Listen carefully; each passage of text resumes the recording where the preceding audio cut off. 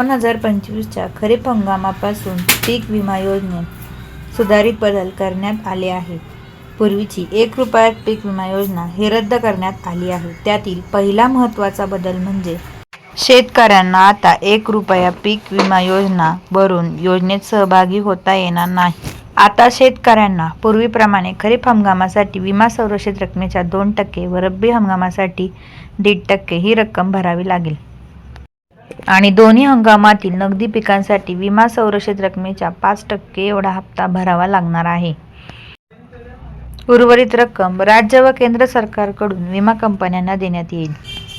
दुसरा बदल, विम्याची रक्कम केवळ पीक कापणी प्रयोगाच्या आकडेवारीवर केली जाईल.